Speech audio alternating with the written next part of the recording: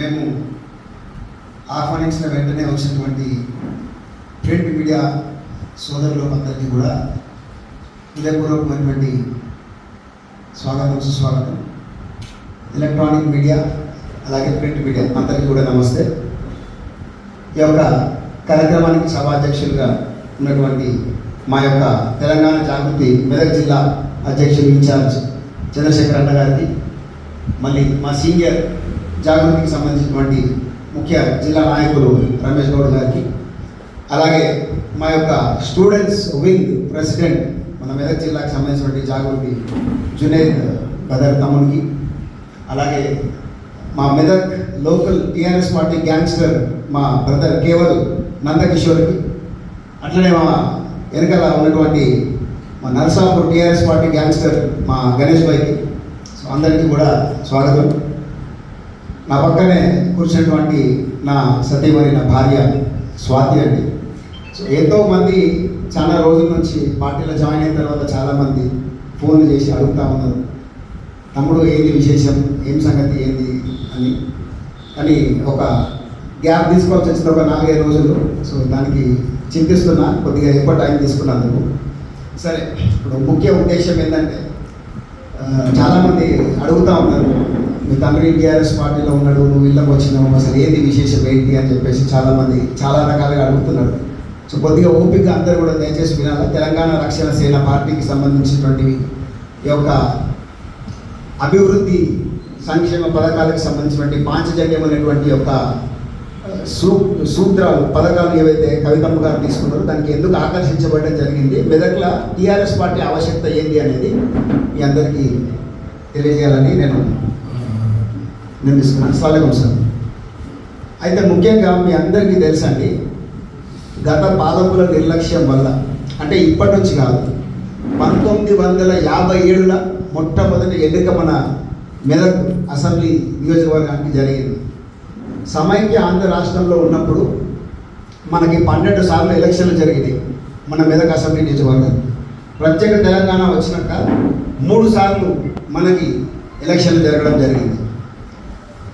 నైజాంల కాలం నుంచే మెదక్ గడ్డకి ఎంతో ప్రత్యేకమైనటువంటి గుర్తింపు ఉన్నటువంటి యొక్క మెదక్ ప్రాంతం కేవలం ఒక అడ్మినిస్ట్రేటివ్ ప్రెజెన్స్ హెడ్ క్వార్టర్ టౌన్గానే మిగిలిపోయింది, కానీ ఏ విధంగా కూడా దీన్ని సరి అయినటువంటి లేదా ఆశించదగ్గ అభివృద్ధి చేయలేదు అన్నది మనందరికీ తెలిసిన విషయం.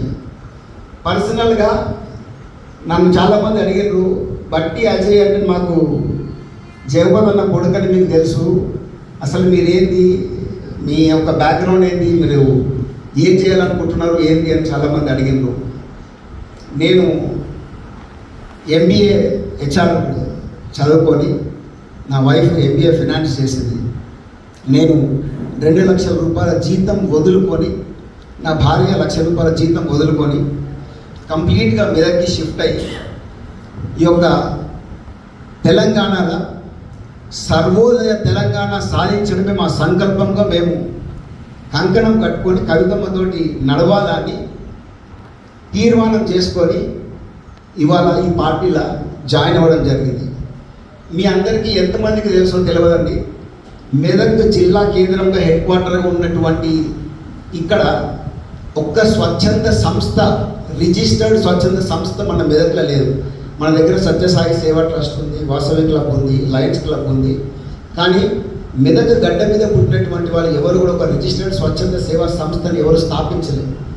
మొట్టమొదటి స్వచ్ఛంద సేవా సంస్థ సంవత్సరం క్రిందట నేను నా భార్య కలిసి సర్వింగ్ హ్యాండ్ అనేటువంటి ఒక ట్రస్ట్ స్టార్ట్ చేయడం జరిగింది. దానితోటి నేను నా టీము కలిసి సంవత్సరం నుంచి మెదక్ నియోజకవర్గం మొత్తం, మెదక్ మండలం, హవేలీ గణపూర్ మండలం, రామాయంపేట్, పాపన్నపేట్, చిన్నశంకరంపేట్, నార్సింగి, ఇవన్నీ మండలాలు కలుపుకొని మేము ఎక్కడ భౌగోళికంగా ఏ మండలాల్లో ఎటువంటి సమస్యలు ఉన్నాయి, అక్కడ ఎంతమంది విడోస్ ఉన్నారు, ఎంతమంది సింగిల్ మదర్స్ ఉన్నారు. సింగిల్ మదర్స్ అంటే ఎస్పెషల్లీ ఎవరైతే అబ్సెంటివ్ హస్బెండ్స్ ఉంటారో, భర్తలు ఉండి కూడా తాగుబోతులో లేకపోతే వేరే పెళ్ళిళ్ళు చేసుకొని భార్యని వదిలేసినట్టు వాళ్ళు అటువంటి వాళ్ళని ఎంతో మందిని మేము హక్కున చేర్చుకొని ఫస్ట్ ప్రాజెక్టు శిశు సౌభాగ్యం అనే ఒక ప్రాజెక్టు తోటి ప్రారంభించి ఆడబిడ్డకి చేయూత అనేటువంటిది ఒక రెండో స్కీమ్ ప్రాజెక్ట్ స్టార్ట్ చేసి మెదక్ నియోజకవర్గం మొత్తం మేము మా సేవల వ్యాప్తి చేయడం జరిగింది. మీకు చాలామందికి తెలియదు, నేను వీడియోస్ అవన్నీ కూడా మీకు ఇప్పుడు ప్రోగ్రామ్ అయిపోయినాక పంపిస్తాను. సో దట్ మీకు ప్రూఫ్ బేస్డ్గా మేము సంవత్సరం నుంచి ఎంత కష్టపడుతున్నాం అనేటువంటిది మీకు తెలుస్తుంది. దానికి కారణం ఏంటి, మీరు ఎందుకు చేయాల్సిన అవసరం ఎందుకు ఉండే అంటే simple, there is no any logic behind this. మా తండ్రి గారు నాకు స్ఫూర్తి, ఎందుకంటే చిన్న ఉన్నప్పటి నుంచి మా తండ్రిని ప్రజాసేవలో చూసినాం కాబట్టి ఆ యొక్క భారం అంటే మెదడు గడ్డ మీద ఉన్నటువంటి భారం ఉండడంతో మేము సంవత్సరం క్రిందట ఈ ట్రస్ట్ స్టార్ట్ చేసి సేవా కార్యక్రమాలన్నీ స్టార్ట్ చేయడం జరిగింది. ఎస్పెషల్లీ శిశు సౌభాగ్యం ప్రాజెక్టు కింద ఒక పెద్ద క్రెడిల్, ఉయ్యాల, బేబీ క్యారియర్, మళ్ళీ బేబీకి సంబంధించిన ఎసెన్షియల్స్, బేబీకి సంబంధించిన జబ్లాసు, మదర్కి బ్రెస్ట్ ఫీడింగ్ నైటీస్, ఇట్లా ఇవన్నీ కలిపి ఒక సెట్ కిట్గా, అలాగే ఆడబిడ్డకు చేయూత ప్రాజెక్ట్ కింద ఎవరైతే సింగిల్ మదర్స్ ఉన్నారో, విడోస్ ఉన్నారో అందులో కొంతమందికి మేము కూరగాయలు పెట్టించడం జరిగింది. వాళ్ళకి పండ్ల దుకాణాలు, పూల దుకాణాలు పెట్టించడం జరిగింది. చాలామంది మీరు నర్సాపూర్ హైవేలో పోతుంటే మీరు మన మెదక్ మండలంలో మీరు చూడొచ్చు, రోడ్డు మీద కొంతమంది పండ్లు అమ్ముకునే వాళ్ళు మీకు కనబడుతూ ఉంటారు. అటువంటి వాళ్ళకి ఎంతోమందికి ఆర్థిక సాయం చేయడం జరిగింది. మీకు డబ్బులు ఎక్కువ చేస్తున్నాయి బ్రదర్ అని అంటే, లేదండి, నేను నా భార్య మేము స్టార్ట్ చేసిన ట్రస్ట్ 12A, ITG, నీతి Aayog, Darpan, corporate social responsibility, CSR ఫండ్కి సంబంధించిన అన్ని సర్టిఫికెట్స్ తోటి ఎక్విప్డ్ అయి ఉన్నా కూడా నా సంపాదన నుంచి ఒక 20%, నా భార్య సంపాదించిన సంపాదన నుంచి ఒక 20% పక్కకు పెట్టి దాన్ని కూడి కొద్దిగా పెద్ద అమౌంట్ అయినాక ప్రతిసారి మెదక్ వచ్చి మేము సేవా కార్యక్రమాలు చేసి మళ్ళీ వెళ్తుండే. ఒకరిద్దరికి మాత్రం తెలుసు, ఎస్పెషల్లీ జర్నలిస్ట్లో ఉన్న వాళ్ళకి మేము సేవా కార్యక్రమాలు చేస్తున్నామని చెప్పేసి. మొన్న ఈ మధ్య 10th ఎగ్జామ్ క్లాస్ ముందు కూడా 4 మండలాల్లో, నిజాంపేట్ మండలం, రామాయపేట్ మండలం, మెదక్ మండలం, హవేరీ గన్పూర్ మండలం, అన్ని government 10th class స్కూల్స్లల్లో 10th class చదువుతున్నటువంటి పిల్లలందరికీ SSC ఎగ్జామినేషన్స్ సెంటిమెంట్ కాబట్టి వాళ్ళందరికీ కూడా స్టేషనరీ ఐటమ్స్, ఎగ్జామినేషన్ ప్యాడ్స్ ఇవన్నీ ఇవ్వడం జరిగింది. అంతేకాకుండా మన మెదక్ మండలంలో, మెదక్ మున్సిపాలిటీలో చాలామందికి స్పోర్ట్స్ కిట్స్ పంచడం జరిగింది. సో ఇటువంటి సేవా కార్యక్రమాలు అన్నీ చేసుకుంటూ వస్తూ ఉన్నాం సంవత్సరం నుంచి. అయితే ఇప్పుడు ఇది ఇక్కడికి ఎట్లా దారి తీసింది, టీఆర్ఎస్ పార్టీలకు రావడానికి గల కారణం ఏంటి అన్న విషయం ఆలోచిస్తే, మీకు ఇంతకుముందు చెప్పినాను 1957 నుంచి మొదలు పెట్టుకుంటే 2023 ఎన్నికల వరకు జరిగినటువంటి ఎన్నికల్లో ఒకే ఒక్కసారి 1962లో మా కేవల్ నందకిషోర్ వాళ్ళ great grand mother CPI party నుంచి ఎమ్మెల్యే గెలిచింది. మెదక్ మట్టి మీద పుట్టినటువంటి ఒక వ్యక్తి. మీ అందరికీ కొన్ని నిజాలు ఎస్పెషల్లీ ఏం తెలవాలి అంటే, నేను ఈ సంవత్సరం ప్రయాణంలో, ఈ సర్వింగ్ హ్యాండ్ ట్రస్ట్ ప్రారంభించినటువంటి ప్రయాణంలో విలేజెస్లో డిగ్రీ చదువుకున్న పిల్లలు అయితే మేస్త్రి కింద ఉప్పర్ పనులకు పోతున్నారు, లేకపోతే హైదరాబాద్ క్యాటరింగ్కి పోతున్నారు, లేకపోతే మన సంగారెడ్డి పటాన్చెరులో ఉన్నటువంటి నర్సాపూర్ నియోజకవర్గంలో ఉన్నటువంటి ఫార్మా కంపెనీలలో లేబర్గా పోతున్నారు, కొంతమంది ఆటోలు నడిపించుకుంటున్నారు, కొంతమంది మెకానికల్ షెడ్లు పెట్టుకుంటున్నారు. ఎవరు వీళ్ళంతా? ఎవరో కాదు, చదువుకున్నటువంటి బిడ్డలు ఇక్కడ సముచితమైనటువంటి స్థానాలు లేక, మెదక్ గడ్డ మీద ఒక ఇండస్ట్రియలైజేషన్ లేదు, అర్బనైజేషన్ లేదు, ఇవి లేక ప్రైవేట్ ఇన్వెస్ట్మెంట్స్ రావు.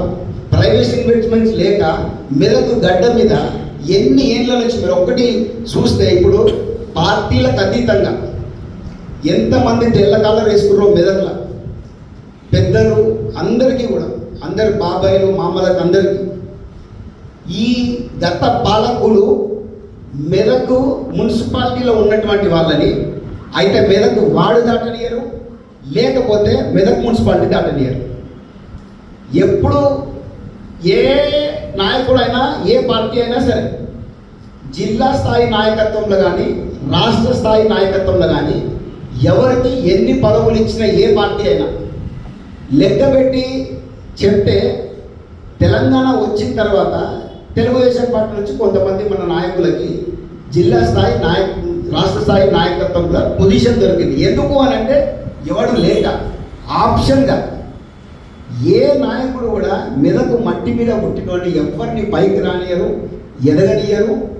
అది ఒక్కటే కాదు, నేను ఏదైతే చెప్పినో ఈ 15 టర్మ్స్ ఎన్నిక కాబట్టి పాలకులందరూ కూడా మెదక్ని యాక్చువల్లీ ఒక టూరిజం అంటే ప్రపంచ పటంలో గుర్తింపు తీసుకురాదగ్గ ఇక్కడ హెరిటేజ్ మనకి సంబంధించినటువంటి మెదక్ క్యాథడ్రల్ కావచ్చు, లేకపోతే మెదక్ ఫోర్ట్ కావచ్చు, లేకపోతే వనదుర్గ ఎల్లమ్మ టెంపుల్, ఏడుపాయల టెంపుల్ కావచ్చు, ఇవన్నీ కూడా ఒక టూరిజం హబ్గా అంటే అండర్ యూటిలైజ్డ్ అయినాయి. నేనేమంటున్నా, ఆశించదగ్గ గుర్తింపుని తీసుకురాలేదు వీళ్ళెవరు. తీసుకొస్తే ఏమైతే తెలుసా అండి, వీళ్ళందరికీ తెలుసు ఎవరైతే పాలకులు పరిపాలించారో ఈ పాలకులందరూ కూడా మెదక్ నియోజకవర్గాన్ని డెవలప్ చేస్తే మెదక్ టౌన్లో ఉన్నటువంటి వాళ్ళు ఎదుగుతే మాకు మేకై కూర్చుంటారు. కాబట్టి ఇండస్ట్రియలైజేషన్ చేసే అవకాశం ఉన్నా కష్టపడరు. ఇక్కడ ఉన్నటువంటి కార్యాలయాలు తరలించకపోతారు, స్పోర్ట్స్ అకాడమీ తరలించకపోతారు, అడిగే నాలుగు చక్కగా ఉండడు. అడగకపోగా మీ అందరూ ఒక్కటి మాత్రం గుర్తుపెట్టుకోవాలా, ఒక నియోజకవర్గానికి సంబంధించినటువంటి ఆర్థిక పరిస్థితి ఏంటి అన్నది మనం గమనిస్తే మన చుట్టుపక్కల ఉన్నటువంటి ఇప్పుడు మొన్ననే జైరాబాద్లో ఇంటర్నేషనల్ ఇండస్ట్రియల్ క్లస్టర్గా డిక్లేర్ చేసింది. మెదక్ నియోజకవర్గంని ఇప్పుడు మెదక్ ఉమ్మడి మెదక్ జిల్లా ఎంత భౌగోళికంగా ఎంత పెద్ద నియోజకవర్గం ఇది జిల్లా ఇది, దీన్ని 3 ముక్కల ఆటగా చేసి సంగారెడ్డిలోనేమో 5 నియోజకవర్గాలు తీసుకుపోయి జిల్లాగా చేస్తారు, సిద్దిపేటనేమో 4 నియోజకవర్గాలు కలుపుకొని దాన్ని జిల్లా చేస్తారు. గ్రామీణ ప్రాంతం ఎక్కువ ఉన్నటువంటి ఆర్థికంగా డీగ్రేడ్ స్థితిలో ఉన్నటువంటి మెదక్ నర్సాపూర్ నియోజకవర్గాన్ని పరిపాలనా సౌలభ్యం అనేటువంటి పేరుతోటి ఒక జిల్లాగా చేసి ఇంకెంత దీన్ని పాతాళలోకానికి దొక్కుతారు. అంటే అడిగే నాదుడు చక్కగా లేక, పరిపాలించేటువంటి నాయకుడు సరిగ్గా లేక ఎన్ని రోజులండి. ఇప్పుడు మన దగ్గర మీ విలేకరుల మధ్యలో మా బాబాయ్ రావాల్సిన వాడు రాలేడు. నేను కాంటినెంటల్ హాస్పిటల్లో పనిచేస్తున్నాను. ఈ భారము, ఈ నొప్పి ఈ రోజుది కాదు, ఎందుకు ఈ పార్టీలోకి వచ్చినా అనేది, ఏదో ఆశించి వచ్చినా అనేది కాదు. నేను కాంటినెంటల్ హాస్పిటల్లో పనిచేస్తున్నప్పుడు మన విలేకరుల మధ్యలోనే వాళ్ళ కొడుకుకి కిడ్నీ ప్రాబ్లం అయితే నేను దగ్గరుండి చూసుకున్నా హాస్పిటల్లో. ఎంత ఆర్థికంగా ఇబ్బంది పడ్డానంటే నరకం చూసిండు. ఎంతమందికి ఫోన్లు చేసుకుంటా ఇబ్బంది పడ్డానంటే కారణం ఏంటి అని అంటే నిజంగా మెదక్ అనేటువంటి ప్రాంతము ఆర్థికంగా నిజంగా ఒక బలమైన నియోజకవర్గంగా ఉండుంటే, ఒక బలమైన మున్సిపాలిటీగా ఉండుంటే కనుక ఈ పరిస్థితి రాకపోయేది. మన మధ్యలో లేడు. మన మెదక్ మండలంలో ఒక మంచి పేరున్న నాయకుడు చనిపోయాడు, ఇప్పుడు లేడు, కాలం చేశారు. వాళ్ళ కొడుకు కోసం నాకు ఉద్యోగం కోసం ఫోన్ చేసింది. వీళ్ళందరూ అధికారంలో ఉన్నటువంటి వాళ్ళు, అప్పుడు ఉన్నటువంటి పార్టీ అధికారంలో ఉన్నటువంటి నాయకులు నాకు ఫోన్ చేసి, బిడ్డ నా కొడుకుకి జర ఉద్యోగం కావాలి బిడ్డ, వాడు ఇది చేసిండు ఇట్లా సంగతి అని అంటే, సరే బాబాయ్ నా దగ్గరకు పంపించండి అని చెప్పేసి నేను హైదరాబాద్లో ఉద్యోగంలో పెట్టించడం జరిగింది. మీరు ఇక్కడ కూడా మీరు సాక్ష్యం తెలుసుకోవచ్చు. మన మున్సిపల్ ఆఫీస్ దగ్గర కాలేజ్ పోయారు పనుల ఉంది, ఆయన కూడా అడగచ్చు. ఆయన బిడ్డకి నేను హెట్రో కంపెనీలో జాబ్ చేస్తుంటే వాళ్ళ బిడ్డకు కూడా జర జాబ్ కావాలి, మా బిడ్డ ఇట్లా బీ ఫార్మసీ చేసింది అని అంటే ఆ పిల్లకు ఉద్యోగం. పాపన్నపేటలో ఒక నాయకుడు ఉన్నాడు, ఆయనకు సంబంధించినటువంటి ఒక 15 మందికి నేను ఉద్యోగాలు పెట్టించి తెలంగాణ ఆంధ్రప్రదేశ్లో 3582 మందికి నేను B pharmacy, M pharmacy, MSc చేసినటువంటి వాళ్ళందరికీ కూడా ఉద్యోగాలలో పెట్టించడం జరిగింది. 3582 నిరుద్యోగులకు ఉద్యోగాలు ఇప్పించడం జరిగింది. కేవలం దేవుని దయవల్ల నాకున్న ఇన్ఫ్లుయెన్స్ని బట్టి అది వాడుకొని నేను చాలామందికి ఉద్యోగాలు ఇప్పించడం జరిగింది.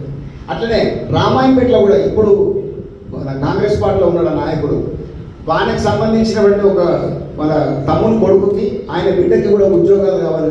వీళ్ళందరూ ఎవరండి? అధికారంలో ఉన్నటువంటి వాళ్ళు, ప్రజా సేవలో ఉన్నటువంటి ప్రజానాయకులు, ఈ మెదకు గడ్డ మీద ఉన్నటువంటి వాళ్ళు.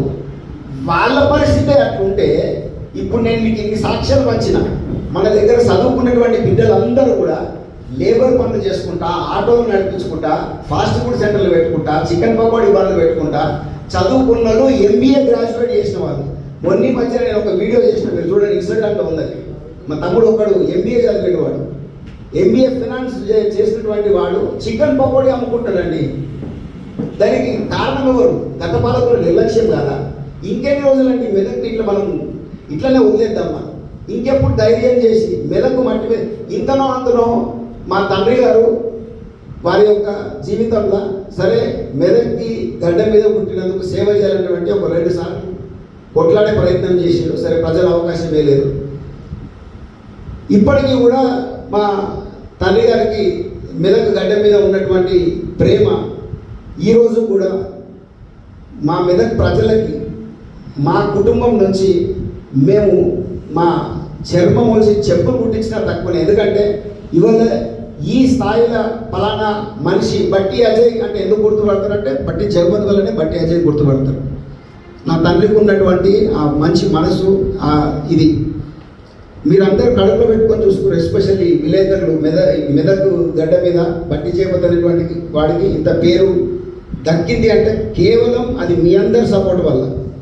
దాంట్లో ఏమాత్రం కూడా ఏ సంకోచించకుండా నేను చెప్పగలుగుతాను. ఇప్పటి నుంచి కాదు, ఆయన విద్యార్థి దశ నుంచి ఆయన ఏ కార్యక్రమాలు చేపట్టినా మీరు అందరూ ఆయన వెంబడినే ఉన్నారు కాబట్టే ఇవాళ ఈ స్థాయి వరకు ఆయన ఎదగలేడు. కానీ మెదకు గడ్డ మీద పుట్టిన వాళ్ళు మీరు ఒక్కటి గుర్తుపెట్టుకోవాలా, ఈ పాలకులు ఎవ్వరు కూడా వాడు దాటనియరు, లేకపోతే మున్సిపాలిటీ దాటనియరు. ఇదే గడ్డ మీద చంద్రపాల్ లేడా, బట్టి జగపతి లేడా, మల్లికన్న లేడా, లేకపోతే భుజపవన్ లేడా, లేకపోతే మేడం బాలకృష్ణ లేడా, లేకపోతే ఇంకా ఏకే గంగాధర్ లేడా, లేదు ఇట్లా పేర్లు తీసుకుంటూ పోతే మెదక్ మట్టి మీద పుట్టినటువంటి ఏ నాయకుని కన్నా కూడా ఎప్పుడైనా కూడా ఈ పార్టీలు మీ ఒక సీక్రెట్ చెప్తా, ఒక ప్యాటర్న్ గుర్తుపెట్టుకోవాలి. ఈ ప్యాటర్న్ ఏంటంటే మెదక్ మట్టి మీద ఉన్నోళ్ళకి పార్టీ టికెట్లు ఎందుకేదో తెలుసా మీకు? ఆర్థిక పరమైన బట్టి కండ లేదు కాబట్టి, ఫైనాన్షియల్ మజుల్ లేదు మెదక్ మట్టి మీద పుట్టిన వాళ్ళు. ఎట్లా వస్తుంది బై ఫైనాన్షియల్ కండ? ఇంతమంది పాలకులు పరిపాలించారు, ఒక ఇండస్ట్రియలైజేషన్ తీసుకొచ్చే ఏమైనా కృషి చేసిర్రా? అర్బనైజేషన్ ఏమైనా పెంచే ప్రయత్నం చేసిర్రా? ఇండస్ట్రియల్ లేకపోయా, ఇవి లేకపోయా. హైయర్ ఎడ్యుకేషన్ అయితే ఇక దూరం మాట, దండం పెట్టాలి, నిజంగా దండం పెట్టాలి. ఉన్న పీజీ కాలేజ్ కదా పక్కకు పోయింది. చెప్పుకోదగ్గర మెదక్ అనే ప్రాంతం ఒక అడ్మినిస్ట్రేటివ్ ప్రెజెన్స్కి మాత్రమే పరిమితమైనటువంటి జిల్లా, నియోజకవర్గం. టూరిజం హబ్ ఉండదు, ఎడ్యుకేషన్ ఉండదు. ఒక ఎడ్యుకేషన్ హబ్గా మారిస్తే, టూరిజం హబ్గా మారిస్తే ఎంతమంది బతుకుతారు? ఉపాధి చేసుకొని కర్రీ పాయింట్లు వస్తాయి, హాస్టల్ వెలుస్తాయి, ఎంతమంది బతుకుతారు? కానీ ఈ మెదక్ నియోజకవర్గాన్ని డెవలప్ చేస్తే ఏంటంటే అది కూడా ఎట్లా డెవలప్ చేస్తారు? ఒక గవర్నమెంట్ అడ్మినిస్ట్రేటివ్ ప్రెజెన్స్ రన్ కావడానికి భవనాలు కడతారు, రోడ్లు కడతారు, రెగ్యులర్గా జరిగే పరిపాలన ఏది ఉంటుందో దాని మీద మాత్రమే మీరు శ్రద్ధ వహిస్తారు. కానీ అసెంబ్లీలో నిలబడి లేకపోతే ముఖ్యమంత్రి దగ్గర పోయి ఇది మా పరిస్థితి, మమ్మల్ని 2 నియోజకవర్గాల పరిపాలన సౌలభ్యం కోసం 2 నియోజకవర్గాలకు పరిమితం చేసి ఇంత ఎదగబడ్డది అన్నటువంటి వాటికి ఒక్కరికి కూడా బాధ లేదు. 60 నుంచి 70% మంది మన తెలంగాణలో సంపాదించిన సంపాదన అంతా కూడా విద్యకి, వైద్యానికి ఖర్చు చేస్తున్నారు. ఇప్పుడు ఒక మెయిన్ పాయింట్ మీరు అందరూ ఇది రాసుకోవాలి, ఇది ఖచ్చితంగా రాయాలి.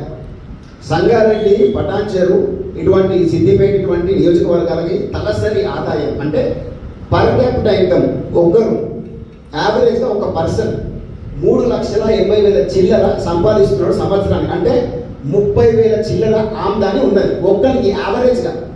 మెదకు పరిస్థితి ఏందో తెలుసా? ఈరోజు 2,50,000 చిల్లర అంటే 21,000 కంటే తక్కువ సంపాదిస్తున్నాడు యావరేజ్గా. మెదక్ జిల్లాకి సంబంధించిన ఫిగర్ చెప్తున్నా, మెదక్ నియోజకవర్గానికి సంబంధించిన ఫిగర్ చెప్తున్నా. దాంట్లో బీమా రైతు చూసుకోవాలి, పిల్లల సంసారం చూసుకోవాలి, ఎడ్యుకేషన్ చూసుకోవాలి, ఇవన్నీ చూసుకోవాలి. అందుకనే ఈ బాధలన్నీ చూసి ఎంతోమందికి ఉద్యోగాలు ఇప్పించినోండి కాబట్టి ఆ బాధలు చూసి మెదకు గడ్డ మీద చదువుకున్నటువంటి బిడ్డలందరి యొక్క పెయిన్ చూసి కవితమ్మ ఏ రోజైతే పాంచజన్యం రిలీజ్ చేసిందో అందరికీ కూడా ఉచిత విద్య, ఉచిత వైద్యం. యాక్చువల్లీ ఈ యొక్క విద్య, వైద్యం అనేది గవర్నమెంట్ యొక్క సోషల్ ఆబ్లిగేషన్గా ఉండాలి, అంటే సామాజిక బాధ్యతగా ఉండాలి. అట్లా సామాజిక బాధ్యతగా భావించిన దగ్గర ఉచిత వైద్యం, ఉచిత విద్య అందుతుంది, మిగతా ఎక్కడ అందుతలేదు. అయితే అక్క ఈ నొప్పిని చూసింది. 140 కోట్ల మంది జనాభా ఉన్నటువంటి ఈ దేశంలో 80 నుంచి 90% మంది 30,000 లోపు ఉన్నటువంటి జీతము ఆమ్దాని సంపాదన ఉన్నటువంటి వాళ్ళు. ఆ 30,000 లోపు ఉన్నటువంటి జీతం ఆమ్దాని ఉన్నటువంటి వాళ్ళు వైద్యానికి విద్యకే పెడతారు. అందుకనే ఈ పెయిన్ పాయింట్స్ని గమనించే కవితక్క పాంచజన్యంలో ఫస్ట్ ప్రయారిటీగా తీసుకుందే ఉచిత వైద్యం, ఉచిత విద్య. దీనికి మాత్రం నేను దాసోహం అయిపోయినది విన్న వెంటనే. అబ్బా, ఇప్పటికైనా ఒకరు సరి అయినటువంటి నొప్పి బాధ అర్థం చేసుకునేటువంటి ఒక నాయకులు మన తెలంగాణ మీద మాట్లాడుతున్నారు, ఆ సముచితమైనటువంటి మాట మాట్లాడుతున్నారు అన్నటువంటిది నేను గ్రహించి దానికి నేను ఆకర్షించబడి నా భార్యతో కూడా నేను మాట్లాడి మా డాడీ దగ్గరకు పోయి నేను చెప్పడం జరిగింది. ఇట్లా మరి మన మెదక్ ప్రాంతంకి కాదు పప్ప, తెలంగాణకి కూడా ఇంత అన్యాయం జరుగుతున్నది. ఇది మెయిన్ పాయింట్. దేశంలో ఎవరు తీసుకున్నటువంటి ఒక చారిత్రాత్మకమైనటువంటి నిర్ణయం తీసుకుంటుంది కవితక్క. క్లియర్గా ఎక్స్ప్లెయిన్ చేసింది. ఏంటంటే మన తెలంగాణ బడ్జెట్కు సంబంధించినటువంటి ఈ సంవత్సరం వచ్చే యొక్క ఏదైతే ఆదాయం ఉన్నదో, అంటే జిఎస్టీ నుంచి ఒక 50,000 కోట్లు, మళ్ళా ఎక్సర్సైజ్ నుంచి వచ్చేటువంటిది ఒక 60,000 కోట్లు, మళ్ళీ మన పెట్రోలియం నుంచి వచ్చే ఒక 19,000 కోట్లు, మళ్ళీ ఇండస్ట్రియల్ ట్యాక్స్ వచ్చేది ఒక 10,000 కోట్లు, మైనింగ్ నుంచి వచ్చేటువంటిది ఒక 8,000 కోట్లు, నాన్ ట్యాక్స్ డివిజన్గా వచ్చేటువంటిది ఒక 35,000 కోట్లు. ఇవన్నీ కలుపుకుంటే 1,82,000 కోట్ల బడ్జెట్ ఆదాయం మనకు ఉన్న తెలంగాణకి. దీంట్లో కూడా కరెక్ట్గా బ్రేకప్ చేసి కవితమ్మ చాలా స్పష్టంగా తెలంగాణ ప్రజలకు చెప్పింది ఏంటంటే, నేను ఉచిత వైద్యం, ఉచిత విద్యకి 30,000 కోట్ల నుంచి 60,000 కోట్ల వరకు నేను పెట్టడానికి సిద్ధం అని చెప్పింది. ఇప్పటి వరకు గత పాలకులకి చేసేటువంటి చిత్తశుద్ధి ఉండుంటే అది జరిగేది. ఇప్పటి వరకు తండ్రులు ఎవరు చేయలేదు, అయ్యలు ఎవరు చేయలేదు. ఒక తల్లిగా నేను, తల్లి జేబు చూడదు, తల్లి కడుపు చూస్తుంది అన్న మాట చెప్పి ఉచిత వైద్యానికి, ఉచిత విద్యకి 30,000 కోట్ల నుంచి 60,000 కోట్లు, అలాగే వ్యవసాయానికి ఒక 10 నుంచి 10,000 కోట్లు. ఇప్పుడు నేను ఇంతగానం మీ అందరికీ మన యువత ఎటువంటి స్థానంలో ఉన్నారో మీకు చెప్పిన కదా, మెదక్ నియోజకవర్గంలో ఎటువంటి స్థానంలో ఉన్నారు, ఆటోలు నడిపించుకుంటా, లేబర్ పని చేసుకుంటా ఎట్లా ఇబ్బంది పడుతున్నారు. కౌడీపల్లిలో మొన్న ఈ మధ్య నాకు తెలిసినటువంటి కుటుంబం వాళ్ళు, బాగా బలహీన వర్గానికి సంబంధించిన కుటుంబం, ఆడపిల్లలు, చదువుకున్న ఆడపిల్లలు రేపు చేయబడి చచ్చిపోయింది. ఎవరో కాదు చేసింది. ఎక్కడైతే పనికి పోయిందో, మేస్త్రి దగ్గర పనికి పోతే సెక్షువల్గా అబ్యూస్ చేసి ఆ పిల్ల చచ్చిపోతే వాడు వారంలో బయటకు వచ్చింది. మళ్ళీ ఇది చదువుకున్న పరిస్థితి. అందుకనే ఎస్పెషల్లీ యువతకి కవితమ్మ చెప్పిన మాట ఏంటంటే, 2 లక్షల రూపాయల నుంచి 20 కోట్ల రూపాయల వరకు బ్యాంకు తోటి సంబంధం లేకుండా ఎవరైతే వ్యాపారం చేయడానికి ఒక వినూతమైనటువంటి ఒక ఆలోచనలతోటి, ఐడియాస్ తోటి ముందుకు వస్తారో, గవర్నమెంట్ నుంచి బ్యాంకులతో సంబంధం లేకుండా ఆర్థిక సహాయం అందిస్తామని చెప్పేసి మాట ఇవ్వడం జరిగింది. దానికి 10 నుంచి 10,000 కోట్లు నేను కేటాయించడానికి సిద్ధంగా ఉన్నా అని చెప్పింది. ఇది ఎంత పెయిన్ పాయింట్స్ అండి. ఇప్పటివరకు ఏ ప్రభుత్వం చేసింది చెప్పండి. నేను చదువుకున్నాను కాబట్టి నేను మళ్ళీ అది ఎంత ఫిగర్ అవుట్ చేసిన, కరెక్ట్గా మన రాష్ట్ర బడ్జెట్ ఎంత, మళ్ళీ మనం కట్టే అప్పులు ఎంత, జనాలకు పోయే పెన్షన్లు ఎంత, గవర్నమెంట్ ఎంప్లాయీస్కి ఇచ్చేటువంటి జీతాలు ఎంత, ఇవన్నీ ఇయ్యంగా కూడా, అన్నీ మేనేజ్ చేయంగా కూడా స్టిల్ సర్ప్లస్ 10,000 కోట్లు మిగులుతున్నాయి. మన అంటే అప్పులు, పెన్షన్లు, శాలరీస్ అన్నీ కట్టడానికి పోగా కూడా గవర్నమెంట్ దగ్గర 10,000 కోట్ల ఆదాయం ఇంకా మిగులుతుంది. కానీ చేసే చిత్తశుద్ధి లేక ఎవరు ఇప్పటి వరకు చేయలేదు. కానీ చదువుకున్న బిడ్డలుగా మాత్రం నేను ఎంత మాస్టర్ ప్లాన్ తోటి దాన్ని అంతా ఫిగర్ అవుట్ చేసి క్యాల్కులేట్ చేయాలో చేసి అర్థం చేసుకొని నేను కవితక్క దగ్గరకు పోయి కలవడం జరిగింది. అయితే మా తండ్రికి చెప్పినప్పుడు ఈ వాజ్ నాట్ హ్యాపీ. ఎందుకంటే పార్టీలో, బీఆర్ఎస్ పార్టీలో ఉన్నారు కాబట్టి ఆయనకి ఏంటంటే నమ్మకం, కేసీఆర్ గారి మీద నమ్మకం, పార్టీ మీద నమ్మకం. కానీ నేను ఒకటే చెప్పిన, హరీష్ రావు ఈ మెదక్ గడ్డ మీద ఇన్ఛార్జ్గా ఉన్నంత వరకు ప్లీజ్ మర్చిపో, పప్పాను మర్చిపో. నీకనే కాదు, బట్టి చేపతి అనేటువంటి పక్కకు పెట్టు, బట్టి చేపతి కాదు, ఇక్కడ పార్టీలకు అతీతంగా ఏ తెల్ల కాలం వేసుకున్నాడు ఎవరికి కూడా ఈడ మెదకు మట్టి మీద పుట్టిన వాళ్ళకి గుర్తింపు వాళ్ళు ఇయ్యరు. గోయింగ్ ఫార్వర్డ్ కూడా ఎమ్మెల్యే టికెట్ ఇయ్యరు, నీకు ఎమ్మెల్సీ ఇయ్యరు, నీకు ఏ పదవి కూడా రాదు వీళ్ళు ఉన్నంత వరకు. దయచేసి నన్ను క్షమించండి. మీ ఆశీర్వాదం కావాలా? మీ ఆశీర్వాదం లేకుండా మీ నీడల నేను నడవకుండా నేనేం సాధించలేను.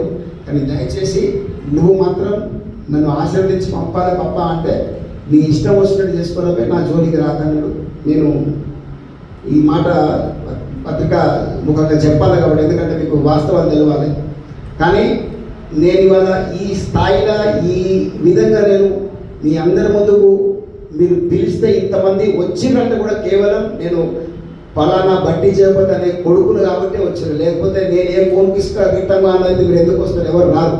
బట్టి చేపతి అనేటువంటి పేరు గల వ్యక్తి కొడుకు పిలిచింది కాబట్టి అభిమానంతో వచ్చిన దానికి నిజంగా నేను శిరస్సు వచ్చి మీకు అందరికీ దండం పెట్టి మీకు ఇది చెప్తున్నా. సో మీ అందరికీ అదే ఆ పాంచజన్య పథకాలల్లో మీకు చెప్పినటువంటి 3 పథకాలు చాలా పెయిన్ పాయింట్స్ తీసుకుంది కవితక. ఉచిత వైద్యం, విద్య, ఉపాధి. మీ అందరికీ చెప్పినటువంటి 2 లక్షల రూపాయల నుంచి 20 కోట్ల రూపాయలు పెట్టుబడి సహాయం. అది చారిత్రాత్మకమైనటువంటి నిర్ణయం అండి. అది నిజంగా మన మెదకు రూపురేఖలు మారుతాయి.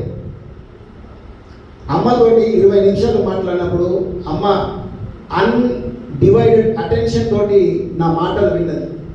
మెదకు ఎంత వెనకబడ్డది, ఎంత నిర్లక్ష్యానికి గురి చేశారు గత పాలకులు, నిర్లక్ష్యం వల్ల అనేది అందరికీ ఒక 5 నిమిషాలు టైం ఇవ్వండి. నేను అజయ్ తోటి స్వాతితోటి మాట్లాడి నేను మీ అందరికీ టైం ఇస్తాను. కానీ నేను మాట్లాడడం స్టార్ట్ చేసిన తర్వాత 20 నిమిషాలు నాన్ స్టాప్గా అన్డివైడెడ్ అటెన్షన్ తోటి మెదక్ ప్రాంతం గురించి చెప్పినటువంటి బాధలన్నీ విని అమ్మ ఒకటే మాట చెప్పింది, ఎంత వెనుకకు పోయిందో మెదక్ గడ్డ. అజయ్, నేను ఒక తల్లిగా నీకు ఆశ్వాసం ఇస్తున్నాను, అమ్మగా నేను భరోసా ఇస్తున్నాను, అబద్ధం చెప్పను. నేను ఒక అమ్మ కడుపుతోటి చెప్తున్నా, నీ బాధ అర్థమైంది. నాకు కూడా తెలుసు మెదకు ఎంత వెనుకబడ్డ ప్రాంతానికి గురి చేసింది అనేది. ఖచ్చితంగా ఎంత వెనుకకు తీసుకుపోయారో అంతే వేగంగా ముందుకు తీసుకుపోయి నేను ఒకటే మాట చెప్పిన, ప్రపంచ పటంలో మెదక్ స్థాయిని నిలబెట్టాలనేటువంటి విజన్ తోటే మీ దగ్గరకు వచ్చినాక మీతో నడుద్దామని నేను నా భార్య సంకల్పించుకొని కంప్లీట్గా మెదక్కి షిఫ్ట్ అయ్యి మా ఉద్యోగాలు కూడా వదిలేసుకొని ఏదో ఒకటి చేసుకొని బతికైనా సరే కాలికి బల్పం కట్టుకొని ఇక్కడ ఉన్నటువంటి నా సోదరులందరూ కూడా, మా కేవలం నందకిషోర్ కావచ్చు, మా చంద్రశేఖర్ అన్న, రమేష్ గౌడ్ అన్న, నర్సాపూర్ నుంచి వచ్చిన మా గణేష్ భాయ్, మా జునేద్, ఇప్పుడు మేము ఇక్కడ ఉన్నటువంటి వాళ్ళమే కాదు, చాలా మంది రేపు పార్టీలకు అతీతంగా ఎంతో మంది ఈ పార్టీలకు రాబోతున్నారు. రాబో కాలంలో మీరే అందరూ చూస్తారు. చాలా మందితోటి ఆల్రెడీ సంప్రదింపులు జరుగుతూ ఉన్నాయి. మీరు ఇప్పుడు పోను మీరే చాలా మంది చూస్తారు. రాబోయే కాలం 110% తెలంగాణ రక్షణ సేనకి సంబంధించినటువంటి కాలం ఇది. మేము సంకల్పం తీసుకున్నాం, సర్వోదయ తెలంగాణ, సర్వుల జీవితాల్లో వెలుగు ఉదయించాలనేటువంటి ఒక నిర్ణయం తీసుకొనే ఈ పార్టీకి నియోజకవర్గం మొత్తం కాలికి బల్పం కట్టుకొని తిరగాలనేటువంటి సంకల్పంతో మేము ఈ పార్టీలో ఉన్నాం. కవితమ్మని రాష్ట్ర ముఖ్యమంత్రిగా చేసుకుంటాం అందరం కూడా. కానీ పత్రికా సోదరులకు, ఎలక్ట్రానిక్ మళ్ళీ ప్రింట్ మీడియా సోదరులు అందరికీ కూడా నేను చేతులెత్తి విన్నవించుకుంటున్నా ఏంటంటే, ఒక్కసారి మీరు ఆలోచించాలి. ఎన్నేళ్ళు ఇట్లా మనం అటు ఒడ్డు మీద ఉన్నటువంటి వాళ్ళకి అవకాశం ఇచ్చి మనం ఈ మెదక్ని ఇంకా అణగారిన స్థితికి తీసుకుపోదాం. ఆ టైంకి ఎలక్షన్లో మనం ఆకర్షించబడతాం. కానీ మీరు ఒక్కటి గుర్తుపెట్టుకోండి, చరిత్రలో ఎప్పుడు జరగనటువంటి ఎన్నిక, maybe this will be the first ఎన్నిక, డబ్బు మధ్య ప్రభావం లేనటువంటి ఎన్నికగా ఉంటుందన్నటువంటిది నేను బలంగా విశ్వసిస్తున్నా. ఎందుకంటే ఒక చదువుకున్న బిడ్డగా, మేమిద్దరం కూడా చదువుకున్న వాళ్ళగా మేము కవితతోటి నడవాలని ఇంత నిర్ణయం తీసుకున్నాము అని అంటే మీరంతా ఆలోచించాలి. ఎంత ప్లాన్ చేసి వర్కౌట్ చేసి నేను కవితమ్మ పార్టీకి ఆకర్షించబడ్డా అనేది. దయచేసి మీరందరూ దీన్ని శ్రద్ధగా దీన్ని పరిగణించండి, కన్సిడర్ చేయండి. ఇప్పటికైనా ప్లీజ్ ఆలోచించండి. మనం ఆ ఒడ్డున ఉందామా, ఈ ఒడ్డులో ఉన్నటువంటి వాళ్ళని మనం ఇప్పుడు ఏదైతే సంకల్పం తీసుకున్నామో మెదక్ నియోజకవర్గాన్ని ప్రపంచ పటంలో తీసుకుపోయినటువంటి సంకల్పము అది ఓన్లీ తెలంగాణ రక్షణ సేనతోటే సాధ్యం అన్నది మాత్రం నిజం, సర్వసత్యం ఇది. జై తెలంగాణ. మా చంద్రశేఖర్ అన్న మాట్లాడతాడు, తర్వాత మీరు ఏదైనా క్వశ్చన్స్ ఉంటే మీరు అడగచ్చు, దానికి నేను సమాధానం చెప్తాను. 5 ఏళ్ళ నుంచి 45 ఏళ్ళ మధ్యలో ఉన్నటువంటి వాళ్ళని యూత్ యంగ్స్టర్స్ ఒక కేటగిరీగా తీసుకున్నాం. సో ఇటువంటి వాళ్ళు ఉద్యోగాల కోసం వెయిట్ చేసేటువంటి పరిస్థితి కాదు, ఉద్యోగాలు సృష్టించేటువంటి పరిస్థితి రావాలనేటువంటి సంకల్పంతో 2 లక్షల రూపాయల నుంచి 20 కోట్ల రూపాయల వరకు బ్యాంకు తోటి ఏ మాత్రం కూడా సంబంధం లేకుండా ఆర్థిక సహాయం చేస్తున్నటువంటిది చారిత్రాత్మకమైనటువంటి నిర్ణయం. ఈ యొక్క పథకం వ్యవసాయం, సామాజిక న్యాయం, ఇది పాంచజన్యం. ఉచిత విద్య, ఉచిత వైద్యం, వ్యవసాయం, మళ్ళీ సామాజిక న్యాయం, ఉపాధి. ఈ యొక్క 5 పథకాలు పాంచజన్యం. 420 పథకాలు కాదు మేము చెప్తున్నాం, వేరే పార్టీలు చెప్పినట్టు. ఒక క్లారిటీ ఆఫ్ థాట్ ఉంది, ఒక విజన్ ఉంది. రాష్ట్రాన్ని ఏ విధంగా తీసుకుపోవాలా, అదే విధంగా మెదక్ నియోజకవర్గాన్ని కూడా ఏ విధంగా మనం అనుకున్నటువంటి విధమైనట్టుగా ఇండస్ట్రియలైజేషన్ తీసుకురావచ్చు, ఆటోమొబైల్ కంపెనీస్ ఎట్లా తీసుకురావచ్చు, ఫార్మా కంపెనీస్ ఎట్లా తీసుకురావచ్చు, చదువుకున్నోని కార్పొరేట్ ట్రైనర్గా చాలా కంపెనీస్కి నేను ట్రైనింగ్స్ చేస్తాను. Pharma, IT background, manufacturing. నా clients, personal clients real estate కంపెనీలు, అపర్ణ కన్స్ట్రక్షన్స్, మెగా ఇంజనీరింగ్, ఒక్క భారత్ బయోటెక్, డాక్టర్ రెడ్డిస్ తప్పితే అరబిందో, హెటిరో, ఇట్లా పెద్ద పెద్ద ఫార్మా కంపెనీలు అందరూ కూడా నా క్లయింట్స్. నేను వాళ్ళన్ని కంపెనీస్లోకి ట్రైనింగ్స్, కార్పొరేట్ ట్రైనింగ్స్ చేస్తాను. సో అందరికీ ఇప్పుడు అన్న చెప్పినట్టుగా చదువుకున్న వాళ్ళకి అందరికీ అవకాశం ఉన్నది ఈ పార్టీలో. సెకండ్ అంటే 2వ స్థాయి క్యాడర్ నుంచి మీరు పై స్థాయి క్యాడర్కి ఎదిగేటువంటి అవకాశం ఉన్నటువంటి ప్లాట్ఫామే తెలంగాణ రక్షణ సేన పార్టీ, టీఆర్ఎస్ పార్టీ. రైట్. 9 ఏళ్ల నుంచి అధికారంలో ఉన్నప్పుడు కవిత మేడం అదే పార్టీలో ఉన్నారు. ఏ రోజు యువత గురించి మాట్లాడలేదు. ఇదే మెదక్ జిల్లా వెనుకబడి గురించి మాట్లాడలేదు. వాళ్ళ నాయననే సీఎం, వాళ్ళ ఇంట్లో మినిస్టర్లు అందరు ఉన్నారు. మన జాగృతి అధ్యక్షురాలుగా ఆమె కొనసాగారు. ఆ రోజులు ఏంటి, అధికారం పోయిన తర్వాత ఈ రోజు అభివృద్ధి గురించి, పిల్లల గురించి, యువత గురించి, అభివృద్ధి గురించి మాట్లాడితే నా Raj news channel, Raj news channel అన్న. మీ రాజ్ న్యూస్ ఛానల్కి ఒక అధిపతి ఉంటాడు, చైర్మన్. ఆయన మీ బాస్. మీ బాస్ ఏ గిరి గీస్తాడో ఆ గిరి గీసి నువ్వు పని చేస్తా అంటే నువ్వు బయటకు పోతావు. అదే పరిస్థితి కవితమ్మ కూడా ఒక బాస్ నాయకత్వం కింద పనిచేస్తుంది కాబట్టి ఆ బాస్ నాయకత్వం కింద ఉన్నప్పుడు బరి తెగించి ఆమె ఇప్పటి నుంచి కాదు చాలాసార్లు చెప్పుకుంటూ వస్తుంది. బయటకి పంపించేందుకు గల కారణం ఏంటి, తెలంగాణలో ఉన్నటువంటి సెన్సిటివ్ విషయాలని వాళ్ళ తండ్రి వరకు, వాళ్ళ అన్న వరకు తీసుకుపోయిన సందర్భాలు చాలా ఉన్నాయి. ప్రూఫ్స్తో పాటు తీసుకెళ్ళి ఇట్లా అవినీతి జరుగుతుంది, అమరవీరుల కుటుంబాలకు ఇట్లా అన్యాయం జరుగుతుంది, ఉద్యమకారులకు ఈ విధంగా తగినంత గుర్తింపు దొరుకుతలేదు అని ఎన్నోసార్లు ఇప్పుడు బయటపడ్డ వాళ్ళ తండ్రికి రాసిన లెటర్ చూసారు కదా. అందులో ఏం రాసింది ఆమె, ఉద్యమకారులకు మీరు అవకాశం ఇవ్వాల్సింది మీటింగ్లా అని. ఇటువంటి విషయాలు తండ్రితోటి పంచుకోవాల్సినటువంటి విషయాన్ని కూడా బట్టపాయలు చేసి అక్కడ ఉన్నటువంటి దగ్గరగా ఉన్నటువంటి ఎవరైతే మా కవితమ్మ ఎప్పుడు చెప్తుందో గుంటనక్కలు కేసీఆర్ చుట్టూ ఎవరైతే గుండుగూడిలో, మరి అటువంటి వాళ్ళు మధ్యలో ఉన్నప్పుడు ఒక బాస్ నియంత్రణలో ఉండాల్సి వస్తుంది. ఎందుకంటే ఒక కంపెనీలో చేస్తున్నప్పుడు ఒక పాలసీకి కట్టుబడి ఉండాలి. నేను పాలసీకి బియాండ్గా నేను వ్యవహరిస్తా అంటే వ్యవహరించే ప్రయత్నం చేసిందనే అది కూడా న్యాయంగా చేసింది. దానికి షోకాస్ నోటీస్ కూడా ఇవ్వకుండా బయటకు పంపించేసింది. సో అందుకనే మాట్లాడలేదు, ఇప్పుడు ఫ్రీడమ్ తోటి మాట్లాడుతుంది. అన్న మీ క్వశ్చన్ ఆన్సర్ నేను చెప్తాను. నేను అక్కడ దగ్గర 2007 నుంచి పనిచేస్తున్నాను కార్యకర్తగా. టీఆర్ఎస్ పార్టీలో ఉన్నప్పుడు అక్కడికి ఎలాంటి ఇన్స్టిట్యూషన్స్ ఉన్నాయి, ఎలాంటి అంటే నిర్బంధం ఉండే అనేది ఎగ్జాంపుల్ చెప్తున్నాను. నిజామాబాద్ ఎంపీ అయిన తర్వాత మమ్మల్ని మేము కొంతమంది ఉద్యమకారులు తెలంగాణ చాలా రోజులు పనిచేసినాం. ఆ పరిస్థితి ఏంటి, మాకు ఇది రాజకీయంగా లేదు. టీఆర్ఎస్ నుంచి వచ్చిన వాళ్ళకి, టీఆర్ఎస్వి వాళ్ళకి కొంతమందికి అవకాశాలు వస్తున్నాయి కదా.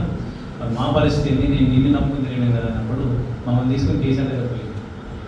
నాతో పాటు తిరిగిన కొంతమందికి కూడా అవకాశాలు కావాలి, ఎందుకంటే నన్ను నమ్ముకుని వచ్చిన వాళ్ళని చెప్పేసి మమ్మల్ని కేసీఆర్ దగ్గర కూర్చోబెట్టి మాట్లాడించింది.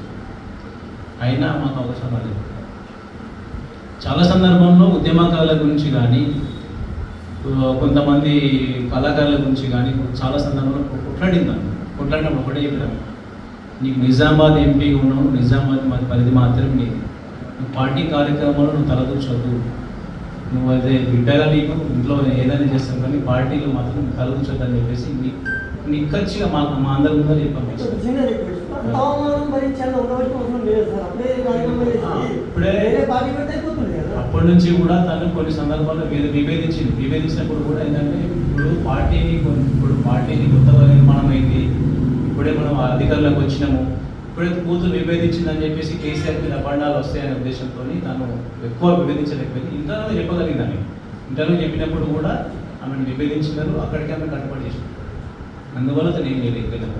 ఇప్పుడు మళ్ళీ రాజీనామా చేసిన చెప్పింది కదా, ఇలాంటి సందర్భంలో నేను బయటకు రావాల్సి వచ్చింది, మాకు ఇది ఫ్రీడమ్ లేదు అక్కడ మాకు అప్పుడు చెప్పడానికి అవకాశం. అయినా కూడా తనకు ఎంతవరకు పరిధిలో దాంట్లో ఆశా వర్కర్లకు కానీ ఇక్కడ మనకు బీడీ కార్మికులకు కానీ పింఛన్ విషయంలో ఆమెనే మొత్తం చొరవ తీసుకొని కార్మిక శాఖ మంత్రితో మాట్లాడించినప్పుడు ఎంత చేసింది, కవితక్క నాయకత్వంలో జరిగింది అప్పుడు కూడా. ఆమెకు చదువులో చేసినప్పుడు చేయలేదు కదా, చేసింది, ఎంత వచ్చినా బాగా చేసింది. మాకు ఇన్ఛార్జ్ వస్తారు పార్టీ నుంచి, స్టేట్ కమిటీ నుంచి ఒక ఇన్ఛార్జ్ వస్తారు. మాకు ఇన్ఛార్జ్ నుండి మేము లోకల్ లెవెల్ లీడర్స్ అందరూ కూడా మేము చేస్తాం.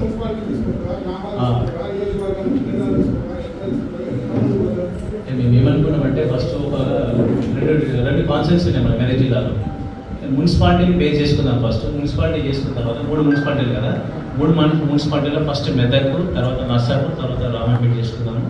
తర్వాత ఫర్దర్గా ఇంకా 1 మంత్ టైం ఉంది కాబట్టి ఇంకా జైనింగ్స్ వస్తున్న కొద్దికి, కొత్త ఉత్సవం వస్తున్న కొద్దికి అక్కడక్కడ ఏరియా ఎవరెవరు జాయిన్ అవుతారో వాళ్ళ సమక్షంలో మండల్ కమిటీ, తర్వాత మండల్ అయిన తర్వాత అక్కడ వార్డులు చూసుకున్న దాన్ని బట్టి వాళ్ళకి గ్రామ కమిటీ వేసుకుని గ్రామాలు వేసుకుంటాం. అది మాది ప్లానింగ్ ఉంది. ఈ 2 years కూడా ఉంది, గ్యాప్ ఉంది కాబట్టి 2 yearsలో మొత్తం పార్టీని సక్సెస్ చేసుకొని ప్రతి విలేజ్లో గ్రామ కమిటీ ఉంటుంది, మండల కమిటీ ఉంటుంది, జిల్లా కమిటీ ఉంటుంది, స్టేట్ కమిటీ ఉంటుంది. ప్రస్తుతానికి ఇక్కడ ఏ కమిటీకి వేయలేదు. 4 నెలల టైం ఉంది మాకు.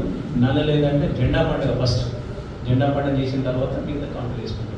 కమిటీలో చేస్తున్న కొద్దికి దాన్ని బట్టి ఫస్ట్ అయితే మున్సిపాలిటీస్ కాన్సెన్స్.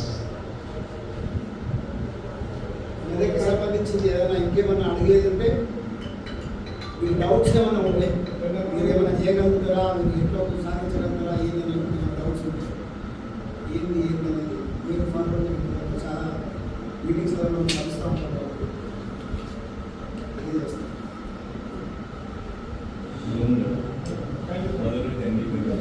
Right, no problem. మీరు ఏది అడిగినా రెడీ, ఏం లేదు. అండ్ థ్యాంక్స్ అండి, థ్యాంక్ యూ సో మచ్.